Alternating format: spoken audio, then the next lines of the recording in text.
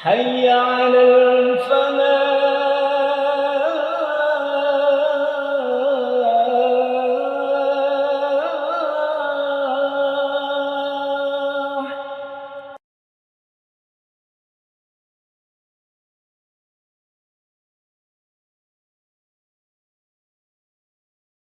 Bismillahirrahmanirrahim. Assalamualaikum warahmatullahi wabarakatuh.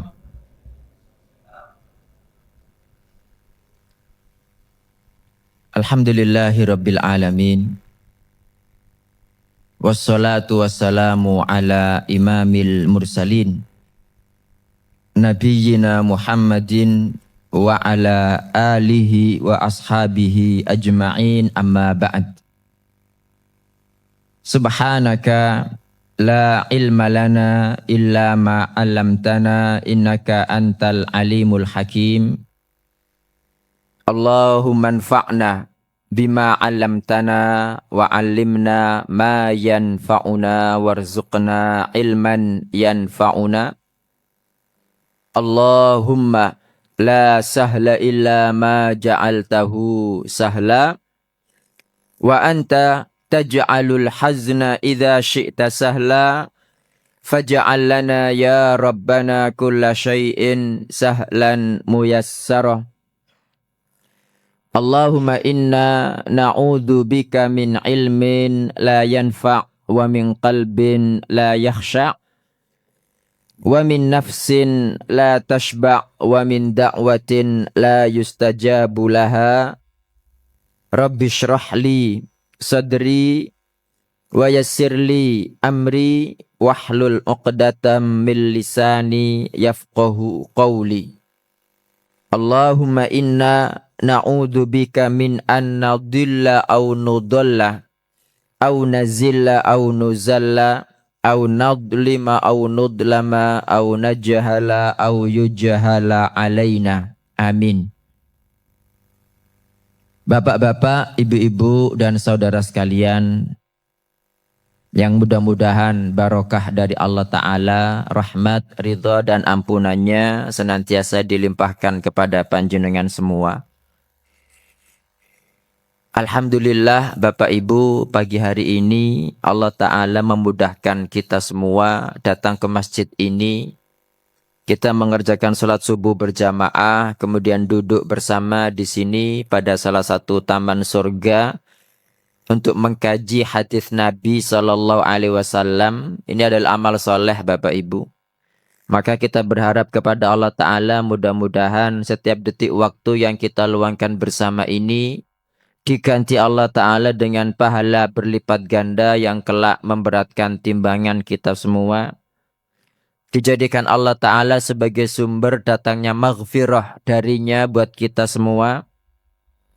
Dan kita niatkan kita duduk bareng di sini Bapak Ibu biar kita mendapatkan pahala yang banyak ya, sebagaimana sudah biasa saya sampaikan. Kita niatkan iktikaf, ya pertama thalabul ilmi, kedua iktikaf, ketiga kita niatkan silaturrahim, kita niatkan kumpul orang-orang soleh, kita niatkan apa? Menghabiskan umur kita dalam ketaatan kepada Allah Ta'ala. Kita niatkan untuk dikenal ya makhluk langit, para malaikat. Karena para malaikat itu senantiasa menghadiri majelis ilmu Bapak Ibu. Makanya majelis ilmu itu termasuk majelis yang mustajab doa. Kenapa? Karena dihadiri banyak malaikat. Kemudian kita niatkan juga memasukkan rasa bahagia kepada saudara sesama. Ya. Terutama kepada takmir ya kan. Kalau panjenengan datang jamaah banyak lah senang takmir itu Bapak Ibu. Kita niatkan itu. Jadi setiap celah yang di situ kita bisa mendapatkan niat untuk mendapat pahala, niatkan gitu kan. Cuma nggak ada niat untuk mendapat sarapan gitu. Insya Allah belum ya. Jadi kita niatkan juga Bapak Ibu haji dan umrah tadi sudah nggih. Makanya nanti jangan lupa. Ini alhamdulillah. Biasanya kajian itu kan cuma 20 menit. Nah ini saya tadi kaget loh sampai syuruk. Ya alhamdulillah berarti kan materinya bisa agak banyak dikit gitu loh Bapak Ibu. Nggih, jadi ini semua adalah amal soleh Bapak Ibu. Mudah-mudahan Allah Ta'ala mengumpulkan kita di sini ini dengan niat karena kita saling cinta kepada Allah Ta'ala nggih. Dan saling mencintai sesama muslim itu kan bagian daripada iman. Daripada iman yang penduduk surga itu nggak bisa masuk surga kecuali lewat cinta, kan begitu Bapak Ibu. Dan terakhir Bapak Ibu, kita bertawassul kepada Allah Ta'ala dengan amal soleh yang pagi hari ini kita lakukan bersama. Mudah-mudahan kelak kita dikumpulkan bersama-sama dalam surga Firdaus yang paling tinggi, tanpa azab, tanpa hisab, sebagaimana pagi hari ini kita dikumpulkan bersama di tempat ini. Amin. Jadi Bapak Ibu, kita melanjutkan kitab Arba'in Nawawi dan masih hadis 19. Mungkin ada yang bertanya, kok gak mari-mari hadis 19 terus? Memang hadisnya panjang Bapak Ibu, dan yang kita bahas cuma potongannya, bukan keseluruhan gitu loh. Nah, sementara hadis 19 ini itu ada 2 riwayat. Riwayat pertama yang diriwayatkan oleh Imam At-Tirmidzi sudah kita bahas. Sekarang riwayat kedua itu yang tidak diriwayatkan oleh Imam At-Tirmidzi. Bunyinya begini. Nabi SAW bersabda. Yang pertama Imam Nawawi rahimahullah berkata, wa fi riwayatin ghairi Tirmidzi, pada riwayat selain At-Tirmidzi. Nabi SAW bersabda, ihfazillaha tajidhu amamaka. Jagalah Allah, niscaya engkau mendapati Allah di hadapan kamu. Kalau riwayat yang pertama kan ihfazillaha yahfadka, ihfazillaha tajidhu tujahaka. Ini yang riwayat Tirmidzi. Yang riwayat sekarang ini ihfazillaha tajidhu amamaka. Jagalah Allah, niscaya engkau mendapati Allah di hadapanmu. Ta'arraf ilallahi firraha ya'rifka fisyiddah. Kenalah Allah, ya. Kenali Allah Ta'ala firraha, dalam kondisi lapang, dalam kondisi enak. Ya'rifka fisyiddah, niscaya Allah mengenalimu ketika kamu dalam kondisi sulit. Gitu Pak. Kemudian wa'lam, ketahuilah, annama akhta'aka lam yakun liyusibak, wa ma asabaka lam yakun liyukhti'ak. Ketahuilah bahwa apapun yang tidak menimpamu, apapun yang tidak dicatat untukmu, apapun yang tidak ditakdirkan untukmu, tidak akan menimpamu. Itu arti wa'lam annama akhta'aka lam yakun liyusibak, wa ma asabaka lam yakun liyukhti'ak. Dan apapun yang menimpamu itu bukan kebetulan, tetapi ditakdirkan. Jelas Bapak Ibu? Wa'lam, ketahuilah, annan nasra ma'as sabr, bahwa yang namanya pertolongan itu datang bersama kesabaran. Artinya kalau panjenengan pingin ditolong Allah harus bersabar. Lama sabar itu Pak. Wa annal faraja ma'al karbi, dan yang namanya kemudahan itu datang bersama dengan malapetaka. Jadi pertolongan ya itu datang setelah kondisi sulit, setelah banyak malapetaka itu nanti datang kemudahan Bapak Ibu.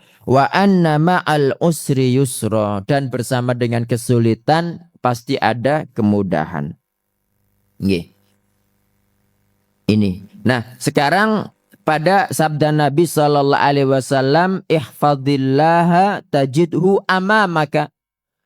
Jagalah Allah, niscaya engkau mendapati Allah di hadapanmu. Ini artinya apa Bapak Ibu? Artinya sama. Siapapun yang menjaga batasan-batasan Allah, siapapun yang menjaga hak-hak Allah, menjaga apa berarti perintahnya senantiasa dikerjakan, larangannya senantiasa ditinggalkan. Ini namanya menjaga Allah Subhanahu wa Ta'ala. Niscaya orang yang melakukan itu tadi mendapati Allah senantiasa bersamanya dalam setiap kondisi. Jadi kita sempat membahas yang namanya ma'iyah kan Bapak Ibu, masih ingat? Ma'iyah itu kebersamaan. Jadi kebersamaan Allah Ta'ala itu ada 2. ada ma'iyatun khassah, ada ma'iyatun ammah. Kebersamaan khusus, kebersamaan umum. Nah, yang dimaksud dalam hadis ini itu kebersamaan apa? Khusus. Kebersamaan khusus. Jadi jagalah Allah, niscaya engkau mendapati Allah di hadapanmu. Maksudnya Allah senantiasa membersamaimu secara khusus. Okay? Sebagaimana surat An-Nahl 128 Allah mengatakan innallaha ma'alladzina taqaw. Allah itu senantiasa ma'a itu apa? Bersama orang-orang bertakwa, walladzina hum muhsinun, dan orang-orang yang berbuat ihsan. Mudah-mudahan Allah Ta'ala menjadikan saya dan panjenengan semua orang-orang yang bertakwa dan orang-orang yang senantiasa berbuat ihsan, Bapak Ibu. Qatadah rahimahullah ketika menafsirkan ayat ini kan ma'iyah khossah, kebersamaan khusus. Qatadah itu mengatakan man yattaqillaha yakum ma'ah. Barang siapa bertakwa kepada Allah, pasti Allah bersamanya. Wa man yakunillahu ma'ahu, siapapun yang Allah bersamanya, fama'ahul fi'atul lati la tughlabu, maka bersama dia kelompok yang tidak akan dikalahkan. Wal harisul ladzi la yanam. Ya, barang siapa Allah bersamanya, berarti dia bersama dengan penjaga yang tidak akan tidur. Wal hadil ladzi la yadhil, dan penunjuk jalan yang tidak akan tersesat. Ya, ini kebersamaan khusus. Jadi tolong difahami bahwa arti jagalah Allah, niscaya Allah senantiasa berada di hadapan kamu, itu artinya kebersamaan khusus. Allah membersamai kita secara khusus. Nah, sekarang biar lebih jelas Bapak Ibu, apa itu yang artinya, apa itu maksud kebersamaan khusus, apa itu maksud kebersamaan umum. Ya? Untuk kebersamaan khusus, itu silakan jenengan tulis dalilnya. Itu surat Toha ayat 46. Allah berfirman, la takhafa innani ma'akuma asma'u wa ara. La takhafa, kalian berdua Musa dan Harun jangan takut ketika menghadap siapa? Fir'aun. Jangan takut, innani ma'akuma, aku Allah senantiasa bersama kalian. Asma'u, kata Allah, aku mendengar, wa ara, dan aku melihat. Maksudnya apa? Jadi untuk ma'iyah khossah ini Bapak Ibu artinya itu Allah senantiasa menjaga, senantiasa melindungi, senantiasa menolong, ya, senantiasa mengabulkan doa. Itu arti ma'iyah khossah. Dalil lainnya untuk ma'iyah khossah itu surat Asy-Syu'ara ayat 62. Inna ma'iya rabbi sayahdin. Perkataan Nabi Musa. Inna ma'iya rabbi sayahdin. Rabbku bersamaku, dia pasti memberiku petunjuk. Nah ini surat Asy-Syu'ara ini Bapak Ibu, itu panjenengan lihat ya. Itu kan ketika Nabi Musa alaihissalam membawa Bani Israel pergi dari kejaran Fir'aun, ya kan? Nah, pergi berjalan malam-malam tapi konangan, Pak. Kemudian dikejar sama Fir'aun, mereka jalan kaki, dikejar pakai kuda. Tersusul mboten? Ya, kalau hitungan matematika pasti tersusul. Makanya orang-orang yang lemah iman, ya, kata Allah Ta'ala, falamma tara al-jam'an, ketika dua kelompok ini saling memandang, kelompok Nabi Musa memandang kelompok Fir'aun yang mengejar hampir menyusul memandang kelompoknya Nabi Musa. Falamma tara al-jam'an, qala ashabu Musa, pengikut Musa yang lemah iman. Jadi Bapak Ibu dalam setiap kondisi, bahkan kondisi sulit pun itu banyak orang-orang yang kerjaannya tukang gembosi iman. Qala ashabu Musa, ya para pengikut Nabi Musa yang imannya gembos, imannya lemah, tukang gembosi itu, di kita orang munafik, Pak. Orang munafik itu pokoknya membuat orang itu nggak percaya kepada Allah, membuat orang itu nggak ada harapan, suudzon kepada Allah gitu. Apa mereka katakan? Inna lamudrakun, kita pasti tersusul. Jadi mereka mengatakan inna lamudrakun, kita pasti tersusul. Artinya apa? Mau lapo yo repot-repot melu Musa. Turuk nau malah enak. Aman gak akan dikejar Fir'aun nangin lagi nuruti Musa. Apa tambahan kan gitu kan? Itu artinya begitu. Nah, ketika ada perkataan seperti itu, Nabi Musa mengatakan kalla, kita tidak akan tersusul. Ini Pak 62. Inna ma'iya rabbi sayahdin. Rabbku itu bersamaku khusus. Tidak akan apa? Tidak akan apa? Inna ma'iya rabbi sayahdin. Rabbku itu bersamaku, pasti dia memberikanku petunjuk. Di sini Bapak Ibu, pertama Nabi Musa kan senantiasa menjaga Allah nggih. Yang kedua, kalau memang sampean sudah betul-betul menjaga Allah, setiap perintahnya jenengan kerjakan dengan baik, makanya jangan ngawur kan. Perhatikan ketika jenengan ibadah, ojo sampai melakukan bid'ah. Jangan sampai ketika panjenengan beribadah kemudian riya. Jangan sampai jenengan beribadah kemudian mengharapkan dunia, ya kan? Nah, di sisi lain juga sebaliknya, setiap larangan Allah tinggalkan.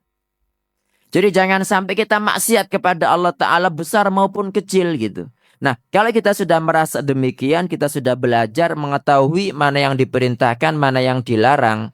Dan itu kan tidak akan kita ketahui tanpa belajar. Makanya pentingnya menghadiri kajian ilmu itu di situ Bapak Ibu. Sehingga kita bisa memahami mana yang syirik, mana yang tauhid, mana yang ikhlas, mana yang riya, mana yang hak, mana yang batil, mana yang haram, mana yang halal, mana yang ma'ruf, mana yang mungkar, begitu. Mana yang boleh, mana yang tidak boleh, mana yang pantas, mana yang tidak pantas. Itu kita ketahui ketika kita belajar, begitu. Okay. Jadi kok nyerempet ke sana tadi kita bahas apa? Dalam Nabi Musa, nggih. Iya, jadi pertama Nabi Musa menjaga itu, dan panjenengan kalau sudah menjaga itu, insya Allah benar, maka harus yakin Allah bersamaku gitu. Ya Allah bersamaku. Tentunya untuk menghadirkan kebersamaan Allah itu kan juga perlu amalan-amalan khusus ya Bapak Ibu. Makanya ada kebersamaan khusus, ada kebersamaan umum. Gitu. Nah, panjenengan kalau ingin dibersamai Allah Ta'ala secara khusus, yo amalannya jangan sama dengan orang-orang umum. Nggih? Amalannya jangan sama dengan orang-orang umum, begitu.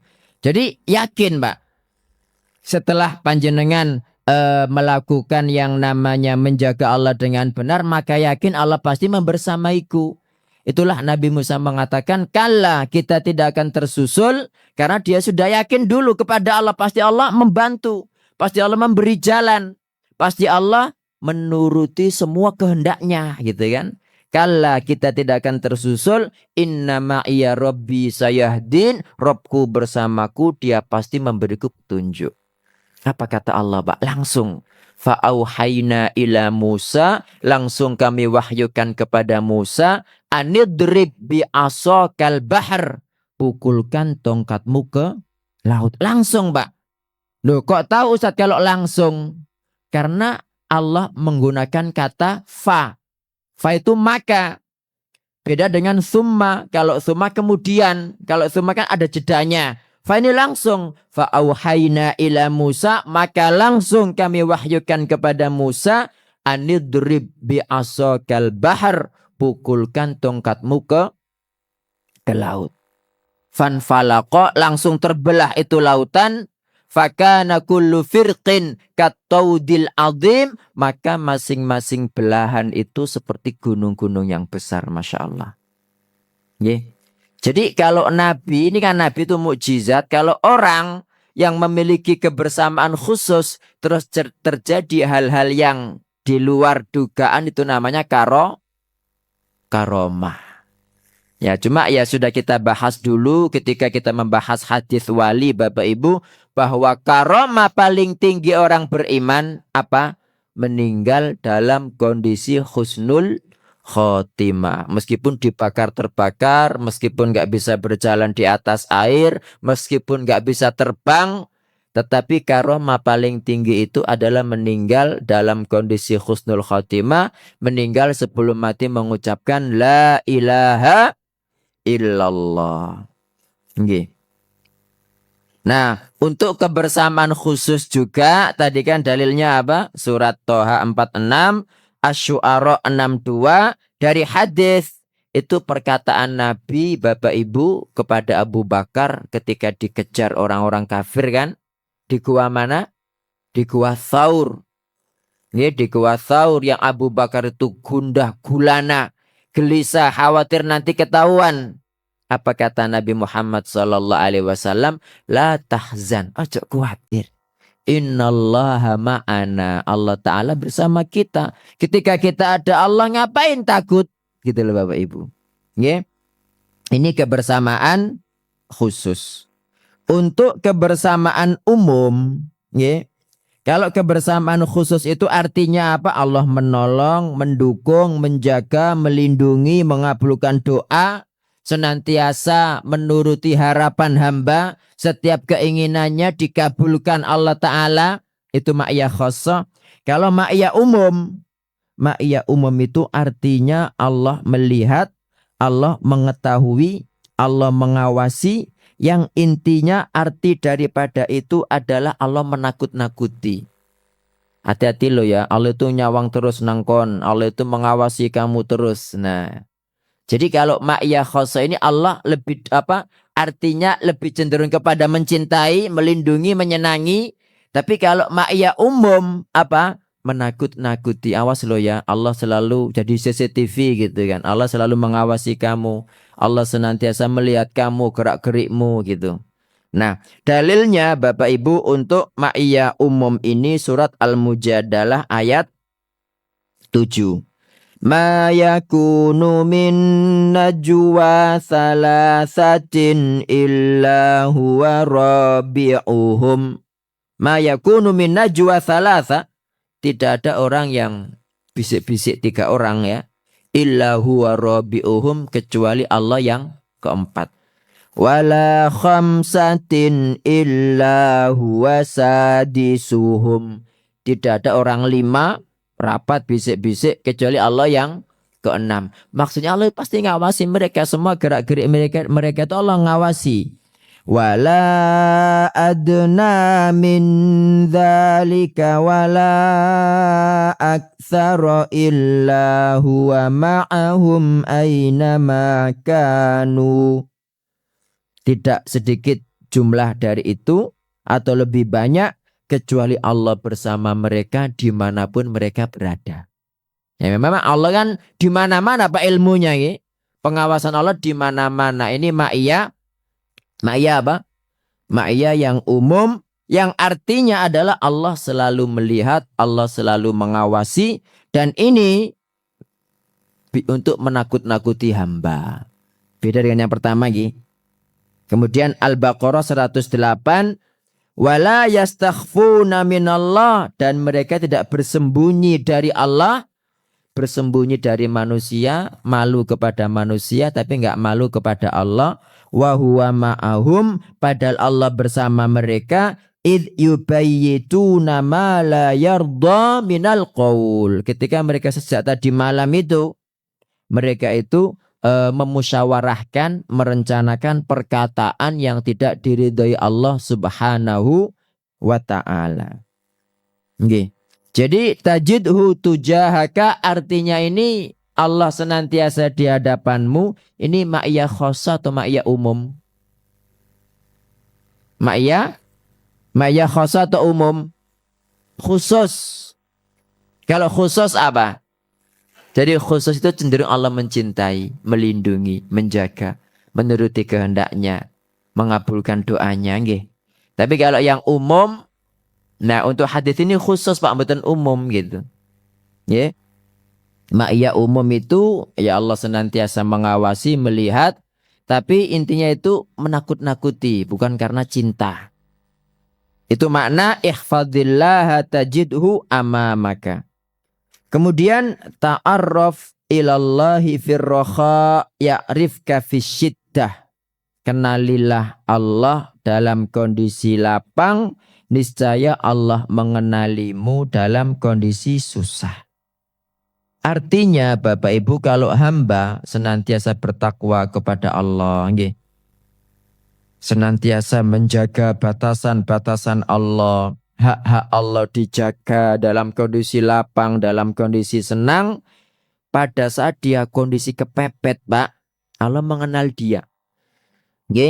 Maka Allah mengeluarkan dia, menyelamatkan dia dari kesulitan-kesulitan itu karena perkenalan ini. Kan ta'arruf ilallah firraha, kenalilah Allah ketika lapang, ya'rifka fisyiddah, niscaya Allah mengenalimu ketika sulit.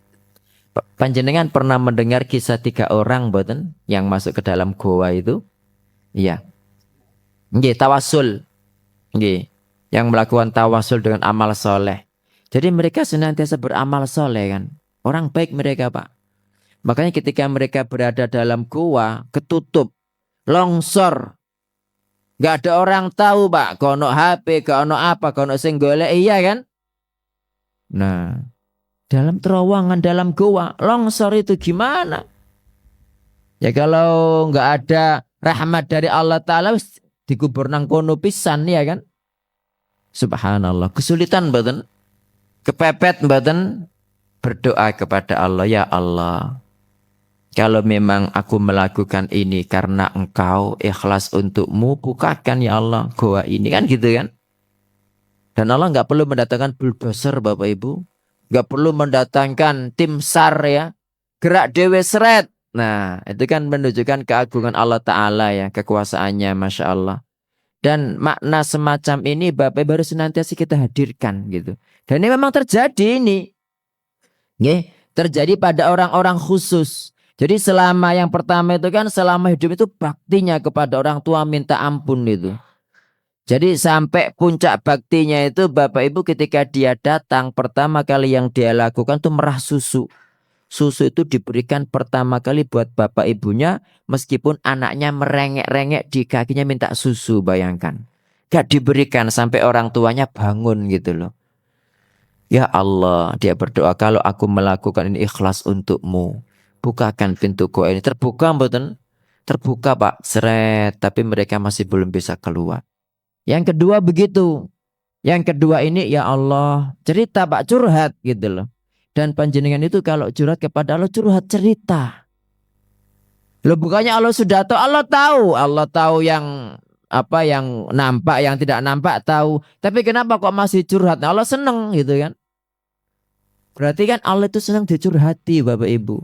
Sampai nek curhat itu curhat nang Allah, ojo curhat nang Pak BK. Curhat ke Pak BK, wah podo-podo kena podo-podo menungsa yuk disambati. Ibaratnya podo ketiban tanggae kok sambat gitu loh. Paham nggih? Aku mbek sampean ku podo wae, gak iso nulung apa-apa, aku ya kena musibah, sampean kena musibah, lah apa cerita aku kan gitu. Bedanya aku gak cerita sampean ngono kan begitu kan? Iya, jadi ada pernah diangkut itu Pak. Saya dulu pernah baca itu, angkot hijau gitu loh, ke Rungkut atau kemana, pokoknya lewat depan Sir situ. Jadi tulisannya itu, wis podo-podo, anune gak usah sambat gitu loh, intinya itu begitu. Ya bener juga gitu kan. Jadi sambat itu kepada Allah. Makanya dia curhat di sini, ya Allah, aku dulu itu punya putrinya paman, cantik banget gitu kan. Dan aku tuh menginginkan dia. Cuma dia ndak mau, pengen zina maksudnya, ndak mau. Sampai suatu ketika dia itu kepepet, datang kepadaku minta pinjaman uang. Gitu. Itu bahasa hadisnya seperti itu kalau artinya ya, uraiannya seperti itu. Terus tak syaratkan, iya tapi berikan itumu gitu. Karena dia kondisi kepepet, dia mau. Nah, diutangi berapa? 120 dinar. Kalau 1 dinar itu sekarang 7 juta ya kari ngeping no ping 120 Pak. 120 dikalikan 7 juta berapa? Dalam 840 juta. Oh, 840 juta. Fortuner. Iya. Fortuner berapa? Ya, bukan masalah Fortunernya. Intinya habis itu Bapak Ibu tinggal timba masuk ke dalam sumur ya. Si wanita bilang, takutlah kepada Allah. Jangan melubangi cincin kecuali dengan cara yang halal. Langsung dia berdiri Pak, nggak jadi Pak. Karena takut kepada Allah Ta'ala, nggak melakukan itu ditinggalkan. Dan uang yang 120 dinar tadi, Fortuner baru itu spend. Nggak dijaluk. Paham gak? Dalam kondisi kepepet dia bilang, ya Allah, kalau aku melakukannya ikhlas untukmu. Gitu. Ini nggak ada yang tahu Pak, mereka doanya dewe-dewe kok. Yang satu di sana, satu di sana, satu di sana. Kalau diketahui banyak orang, kenapa dikatakan ikhlas? Kan orang yang tahu ya kan? Ya Allah, kalau aku melakukannya ini untukmu ya Allah, keluarkan kami atau buka pintu gua ini. Terbuka Pak, seret. Tapi masih belum bisa keluar. Ini yang namanya ma'iyah khosoh. Karena senantiasa menjaga Allah dalam kondisi kepepet, ditolong sama Allah ketika minta langsung dikabulkan. Mudah-mudahan Allah Ta'ala menjadikan saya dan panjenengan semua seperti kelompok-kelompok itu Pak. Yang ketiga, ya Allah, aku dulu itu punya karyawan. Dia bos Pak rupanya. Cuma dia pergi sebelum mendapatkan gajinya. Kemudian gajinya itu tak simpen, tak kembangkan. Tak buat beli ayam. Mungkin gak begitu kasarannya. Ayam banyak, tak gunakan beli kambing. Kambing banyak, tak gunakan beli sapi. Sapi banyak, tak gunakan untuk beli unta sampai lembah itu penuh dengan ternak. Terus dia datang ya Allah, nagih. Wahai Abdullah, berikan gajiku. Zaman itu kan nggak ada Pak yang namanya saksi, nggak ada yang namanya dia pergi gitu aja. Paling diceluk, Ipele muliole ono masalah nang kampung, mungkin begitu langsung pulang gitu aja paling ya, belum ngambil gajinya. Dia marah Pak yang ngambil ini karena merasa gajinya nggak sebesar itu le. Sampai ini ojo, saya serius, cok guyon sampean itu. Diterangkan, gaji sampean dulu itu tak kembangan jadi begini. Ini loh Pak. Orang itu kan biasanya kan bekerja mengembangkan mati-matian, kan harta dia pribadi kan. Ini dia mengembangkan harta milik orang lain Pak. Dan dia ini siapa? Dia ini bos mengembangkan harta milik karyawannya. Kalau dia jadi bos kan bisa aja. Mana buktinya nek kamu dulu karyawan saya? Kan bisa aja kan. Bisa aja dia nyuruh satpam, nyuruh bodyguardnya orang ini buaan lono. Cek mirip kan gitu kan. Bisa apa enggak? Mau dia bos. Nah. Tapi ketika dia menjelaskan itu, nah si anak ini yang kurang ajar Pak, yang karyawan ini. Kata Nabi itu loh, sampai semua trailer, semua truk yang disewa-sewa itu, ya truk sewa itu disewa semua, diangkut semua. Kata Nabi Shallallahu Alaihi Wasallam, dia tidak, ini bosnya ini tidak ditinggali, kambing loro, sapi siji sebagai bentuk rasa terima kasih gitu, enggak. Diangkut semua, gitu loh. Dan dia ini menunjukkan keikhlasannya, enggak nyelatu, enggak ngomong apa Pak. Cuma sekarang dia bilang, ya Allah, kalau aku melakukan itu ikhlas untukmu, apa? Tolong bukakan pintu goa ini. Terbuka Pak. Akhirnya mereka semua keluar. Itulah kenalilah Allah dalam kondisi lapang. Niscaya Allah mengenalimu dalam kondisi susah, sulit. Ini juga masih ada kaitan dengan ma'iyah tadi Pak. Berarti mereka ini senantiasa orang ini ma'iyah khosoh dia ini. Senantiasa menjaga Allah Ta'ala sehingga ketika kepepet Allah Ta'ala mengabulkan. Itu kan ya termasuk karomah kan. Oh gimana wong namanya gua kok buka sendiri loh. Mereka telepon juga ndak ada ya kan. Hubungannya lebih tinggi daripada telepon, Pak, langsung telepon Allah Subhanahu wa Ta'ala gitu. Ini telepon yang benar seperti itu, bukan seperti gupron itu. Yeah. Jadi itu yang namanya nelpon, tapi bukan nelpon pakai ini Pak, langsung berdoa seperti itu. tetapi sebelumnya sudah saling kenal. Nggih. Sampai juga lah seperti itu sih, ketika dengan orang wis kenal kan diangkat. Ketika ada orang nelpon, sopo gak kenal kan gitu kan. Karena kenal itu penting Pak, tidak kenal maka tidak sayang, itu memang ada benarnya. Seperti dengan Allah juga demikian. Jadi yang namanya mengenal Allah, hamba mengenal Allah itu ada 2 tingkatan Bapak Ibu. Tingkatan pertama, ini orang-orang umum, orang-orang awam. Mengenal Allah itu sekedar meyakini Allah ada, membenarkan perintah Allah, mengimani Allah itu ada gitu loh. Yeah. Jadi yang namanya mengenal Allah itu sekedar meyakini Allah itu ada, membenarkan, ya, membenarkan Quran, membenarkan hadis, gak mendustakan gitu loh. Dan dia beriman kepada Allah Ta'ala, mengimani Allah pencipta langit bumi gitu kan. Mengimani bahwa Allah menurunkan Al-Quran, mengutus para rasul, punya malaikat, iman Pak. Tapi ini mengenal Allah secara umum gitu loh. Untuk mengenal Allah secara khusus, ini yang menjadikan hamba itu cenderung terus kepada Allah Ta'ala. Setiap gerak-geriknya mau ngene, tak pamit dulu nang Allah gitu. Sholat, minta kepada Allah, minta petunjuk gitu. Jadi dia fokus ibadah kepada Allah, senang baca Quran. Ketika membaca Quran itu senang, enak, nang masjid tenang gitu kan.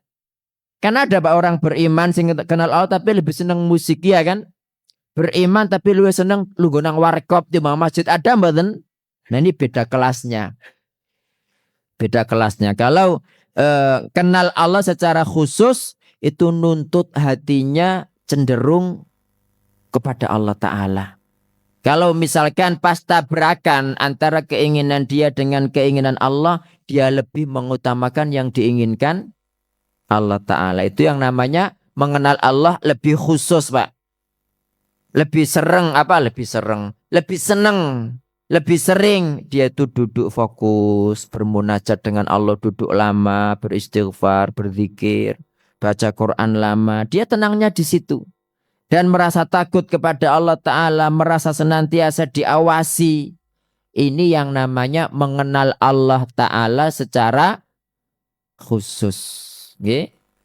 Ini yang kenalilah Allah dalam kondisi lapang, niscaya Allah mengenalimu dalam kondisi sulit. Itu ini Bapak Ibu. Okay? Ya mudah-mudahan Allah Ta'ala menjadikan saya dan panjenengan semua bisa sampai pada tingkatan ini. Dan orang yang sampai tingkatan ini itu disebut Al-Arif Billah. Al-Arif Billah itu orang yang kenal dengan Allah. Kenalnya kenal khusus. Bukan sekedar kenal. Ya, nah rata-rata orang yang sekedar kenal tok. Kenal kepada Allah, tapi kenalnya itu tidak menjadikan dia takut Pak. Nah ini kenal ini saking akrabnya. Ya sampai ada hadis itu, malulah kepada Allah Ta'ala sebagaimana kamu itu malu kepada orang paling soleh ketika di sebelahmu. Panjenengan Pak, ketika ada orang soleh di sebelah sampean, berani jenengan buka musik? Halo? Berani sampean delok dangdutan? Nah itu mestinya kepada Allah jauh lebih itu Pak. Nah itulah kalau mengenal Allah lebih khusus itu sampai tingkatan itu. Jadi kemana-mana itu merasa Allah membersamai, Allah melihatku, Allah mengawasiku. Kepenang kini Allah weruh, kepenang kono Allah weruh, sungkan Pak akhirnya. Nah itu yang namanya mengenal secara khusus. Nggih. Adapun kalau mengenal secara umum, nggih, mengenal secara umum ya sama seperti ma'iyah umum tadi itu ya. Mengenalnya itu ya dia mengerti ini Allah itu mengetahui hamba-hambanya, melihat hamba-hambanya gitu. Tapi nggak sampai kemudian menjadikan dia takut, menjadikan dia sungkan. Nah untuk dalilnya itu surat Qaf 16. Walaqad khalaqnal insana wa na'lamu ma tuwaswisu bihi nafsuh. Sungguh kami telah menciptakan manusia dan kami mengetahui, kata Allah, apa yang dibisikkan hatinya. Jadi ma'rifah secara umum, mengenal Allah secara umum cuma ngerti ini aja tapi nggak sampai dalam gitu loh. Jadi ibaratnya kalau melihat jeruk itu tahu nek jeruk itu warnanya kuning, kulitnya apik ya. Tapi gak sampai dalamnya. Ketika dibuka tiba-tiba ada ulernya kan gitu kan. Nah itu dia tidak tahu Pak. Nah ini berarti kan kenal secara luar saja tidak sampai dalam. Syuruk. Belum ya? Belum Bang ya? Jadi jam 7 syuruk ya? Ini baru jam 6 kurang seperempat. Nah ini ketika hamba mengenal Allah Subhanahu wa ta'ala. Kenalnya Allah kepada hamba itu juga ada dua Pak. Dua tingkatan. Kalau pertama tadi kan hamba mengenal Allah. Sekarang Allah mengenal hamba. Nah Allah mengenal hamba juga seperti itu. Allah mengenal hamba itu mengenal umum. Dalilnya sama Bapak Ibu ya. Surat Qaf ayat 16 tadi itu. Jadi Allah mengetahui segalanya. Allah mengenal. Ya tahu. Gerak-gerik hamba itu Allah tahu. Masih kafir pergi kemana-kemana. Allah tahu mboten? Allah tahu. Cuma ya tahu. Cuma tahu itu ya dicatat. Nanti dihisab. Nanti gitu. Nah. Untuk yang kedua. Allah mengenal hamba secara khusus itu artinya apa? Allah itu mengabulkan doanya. Allah itu senantiasa. Ya seperti dalam hadis yang dulu sudah kita bahas bersama yaitu hadis wali Bapak Ibu masih ingat? Hadis wali itu Allah mengatakan hadis qudsi man adali waliyan faqad adzantuhu bil harb. Barang siapa yang memusuhi waliku maka aku mengumumkan perang dengannya. Wala yazalu abdi yataqarrabu ilayya bin nawafili hatta uhibbahu.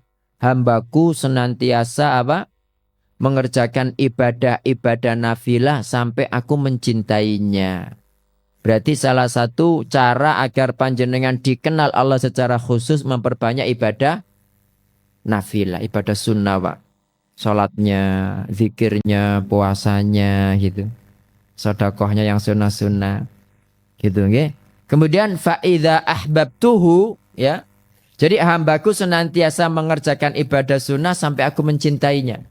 Fa idza ahbabtuhu ketika aku sudah mencintainya kata Allah kuntu sam'ahu alladzi yasma'u bih. Aku Allah menjadi pendengaran yang dia gunakan untuk mendengar. Maksudnya Bapak Ibu dia itu senantiasa mendengar apa yang diridhoi Allah Ta'ala. Gak pernah dia mendengarkan yang tidak diridhoi Allah Ta'ala itu. Dalam? Enggak. Allah ridha gak dengan dangdutan? Nabi Muhammad dulu pernah dengar dangdutan, betul? Pernah gak Nabi Muhammad itu dulu orang karaokean, sound horek, ngono? Justru ketika kecil Bapak Ibu, Nabi Muhammad itu kan gantian mbek kancane ya. Gantian sama temannya gembala, aku loh sana ada orang kawinan gitu. Nah kawinan itu kan zaman dulu ya sama seperti zaman sekarang ya ono macem-macem lah. Pitung dino pitung bengi gitu kan ya ono musik, ada macem-macem gitu. Semua kemungkaran banyak di situ. Itu Nabi datang itu dibuat Allah Ta'ala tidur Pak. Sehingga gak melihat hal semacam itu gitu. Itu Nabi Muhammad SAW. Ngono sampai ini jadi orang beriman ahli sholat kok dangdutan terus. Para kehedekan gitu kan. Nah kita lanjutkan Bapak Ibu. Wa basarahu alladhi yubsiru bih. Aku kata Allah menjadi mata yang dia gunakan melihat. Maksudnya ini tidak melihat kecuali yang diridhoi Allah Ta'ala. Wa yadahu allati yabtishu biha. Aku menjadi tangan yang dia gunakan mukul. Jadi tangan ini digunakan hanya untuk yang diridhoi Allah Ta'ala. Kaki juga seperti itu Pak. Sehingga kalau dia sudah sampai tingkatan ini kata Allah fala in sa'alani la u'tiyannah. Kalau dia minta kepadaku pasti tak beri. Wala in ista'adzani la u'idzannah. Kalau dia minta perlindungan pasti tak lindungi. Ini mengenal Allah secara khusus ya sama ya. Tadi ada ma'iyah khosa, ada ma'iyah umum. Kemudian Allah mengenal hamba sama, ada mengenal khusus, ada mengenal umum. Kalau mengenal umum ini Allah senantiasa menjaga, melindungi. Jangan sampai dia melakukan maksiat. Dijaga Pak. Matanya hanya melihat yang diridhai Allah Ta'ala. Telinganya hanya mendengarkan yang ridha Allah Ta'ala seperti itu. Terakhir Bapak Ibu, dari Anas berkata nih, bahwa Nabi SAW bersabda, Nabi Yunus alaihissalam ketika berdoa dalam kegelapan malam, dalam kegelapan lautan, dalam gelapnya perut ikan paus. Nggih. Dalam berapa kegelapan Bapak Ibu? 3 kegelapan. Gelapnya lautan, gelapnya malam, gelapnya perut ikan paus. Bila berdoa apa? La ilaha illa anta subhanaka inni kuntu minadh dhalimin. Terus ya.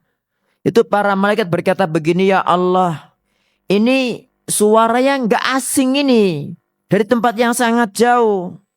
Suara sinten ya Allah kok gak asing gitu loh Pak. Nek sampean senantiasa di majelis ilmu, dikenal malaikat kan. Senantiasa baca Quran. Baca Quran itu malaikat mendengarkan loh Bapak Ibu. Di antara keutamaan surat Al-Kahfi itu ada sahabat namanya Usaid bin Khudair. Dia itu malam-malam baca Al-Kahfi. Tiba kudanya itu dan di sebelah kuda itu anaknya namanya Yahya lagi tidur. Gitu kuda yang ketakutan. Diparanya apa sih gitu. Dilanjutkan ngaji lagi. Semakin ketakutan kudanya Pak. Dilihat lagi apa sih itu banyak. Rupanya banyak lampion. Tahu lampion? Halo, lampion itu apa? Lampu itu dari atas jatuh Pak banyak. Jadi terbang ke bawah gitu loh. Nah karena dia khawatir dengan ngaji itu kan semakin banyak nanti melukai nginjak anaknya. Dia berhenti. Berhenti ngaji Pak. Terus besoknya datang kepada Nabi SAW. Itu apa gitu? Apa kata Nabi? Itu malaikat yang turun karena senang mendengarkan ngajimu. Nah kira-kira ngajinya Usaid bin Khudair itu kembelodak kayak gotri kemerotok gitu dah. Jadi sebagaimana orang itu suka ngaji sing enak, makhrajnya enak, lagunya enak, malaikat juga seperti itu Pak. Ya bukan berarti sing pas belajar ngaji sing gelodak-gelodak malaikat gak hadir ya ndak. Insya Allah ada gitu loh, tapi beda kan gitu. Nggih. Jadi ketika panjenengan sering zikir, sering baca Quran itu kan semakin dikenal malaikat. Buktinya Nabi Yunus itu ketika begitu Pak, malaikat itu gitu. Allah bertanya, tidak tahukah kalian siapa dia? Kata malaikat, waman huwa. Sinten dia ya Allah. Kata Allah, abdi Yunus. Itu adalah hambaku Yunus. Kata malaikat, ya Allah, dia itu loh hamba yang senantiasa melakukan amal soleh. Yang senantiasa diterima. Yang senantiasa diangkat ke langit. Dan dia mempunyai doa yang mustajab. Bukankah begitu ya Allah? Kata Allah, iya. Gitu. Para malaikat, ya Allah, kasihani dia gitu. Tolong keluarkan gitu. Akhirnya Bapak Ibu dikeluarkan kan sama Allah Ta'ala kan. Makanya kata Allah dalam surat As-Saffat. Jangan buka As-Saffat 143, 144. Apa kata Allah? Falaula annahu kana minal musabbihin. Sekiranya Yunus bukan termasuk hamba kami yang biasa bertasbih. Biasa beramal soleh. Biasa melakukan amalan-amalan yang diangkat ke langit Pak. Kalau dia bukan seperti itu kata Allah. Lala bisa fi batunihi ila yaumi yub'atsun. Pasti akan terus berada dalam perut ikan paus sampai hari kebangkitan. Jadi kadang Bapak Ibu orang itu dalam kondisi sulit ditolong Allah Ta'ala. Itu karena dia punya amalan-amalan sebelumnya. Makanya jangan bedakan, jangan samakan panjenengan dengan orang itu. Podo ngelakonane tapi kok dia sing untung aku kok rugi. Nah itu mungkin di situ jawabannya. Mungkin dia punya amalan-amalannya jenengan tidak tahu dan jenengan nggak punya amalan itu gitu. Sehingga dia tertolong jenengan tidak. Makanya Fir'aun, Bapak Ibu, Fir'aun itu kan juga mendapatkan kesulitan kan. Ya cuma kita tahulah siapa Fir'aun, siapa Nabi Yunus. Nabi Yunus mendapatkan malapetaka, ditolong sama Allah Ta'ala. Fir'aun itu Bapak Ibu jenengan buka surat Yunus 91. Fir'aun itu bertaubat loh. Jadi ketika dia mau tenggelam antara hidup dan mati, lep gitu itu, dia mengucapkan amantu. Coba jenengan buka. Taubat Fir'aun itu amantu. Surat apa tadi? Ayat?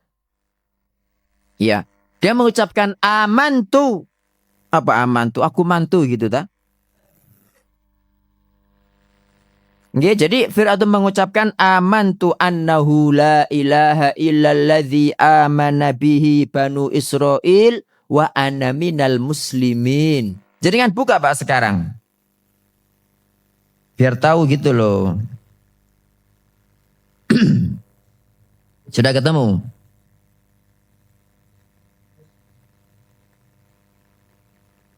Sudah ketemu?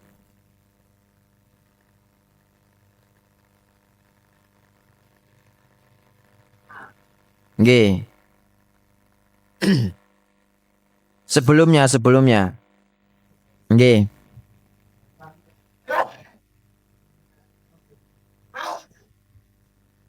Nggih.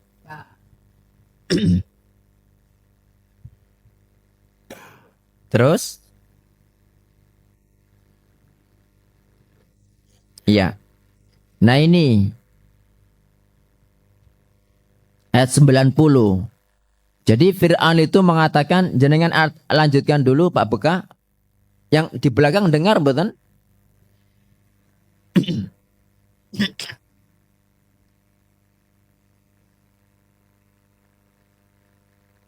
Muslim. Berarti agama Nabi Musa apa agamanya? Muslim Pak, betul Yahudi. Jadi Fir'aun itu ngomong, aman tuh aku beriman. Aman itu aku beriman. Annahu bahwasanya la ilaha tiada ilah, tiada Tuhan illalladzi amanat bihi banu Israil, kecuali Tuhan yang diimani Bani Israel, wa ana minal muslimin, dan aku termasuk orang-orang muslim, Pak. Itu Fir'aun. Cuma ya beda makom lah. Nabi Yunus dulu-dulunya seperti apa, Fir'aun dulu-dulunya seperti apa. Maka kata Allah Ta'ala, al-an saiki ya kon ngomong ngono gitu. Wa qad asaita qablu wa kunta minal mufsidin. Saiki ya kon ngomong ngono dan wingi-wingi kamu termasuk orang yang selalu melakukan kerusakan gitu, Pak. Dilelapno mbek Jibril gitu, berenang mati ngono. Nah itu jadi nah ini yang harus kita ketahui sama-sama dalam kesulitan, kenapa kok yang itu selamat, yang ini tidak selamat. Berarti Allah menyelamatkan itu nggih, Pak, waktunya sarapan. Terakhir Bapak Ibu, terakhir ya Ustaz tiga jari ini. Salman Al-Farisi itu berkata, "Idza kana ar-rajulu ta'an fis sarra", kalau orang itu senantiasa berdoa dalam kondisi lapang, fanazalat bihi dharra, kemudian dia tertimpa malapetaka, fada Allah, kemudian berdoa kepada Allah, para malaikat berkata, sautun ma'ruf, ini suara yang terkenal, kita sudah mengenal suara ini, maka para malaikat pun memberikan syafaatnya. Ya insya Allah ini Pak, ini belum selesai hadisnya ini wong. Jadi apa pun Pak, pun Ustaz pun suruk ngono jare ini. Ya mungkin ada pertanyaan Bapak Ibu, silakan. Ya kalau nggak ada, maka saya cukupkan sampai di sini Bapak Ibu. Terima kasih atas perhatiannya. Kurang lebihnya saya mohon maaf. Jika ada yang benar itu semata-mata dari Allah Ta'ala. Jika ada yang salah dari saya sendiri, saya beristighfar kepada Allah Ta'ala dan mohon dimaafkan. Barakallahu fikum. Jangan lupa sholat 2 rakaat. Saya akhiri, subhanakallahumma wa bihamdika asyhadu an la ilaha illa anta astaghfiruka wa atubu ilaik. Wassalamualaikum warahmatullahi wabarakatuh.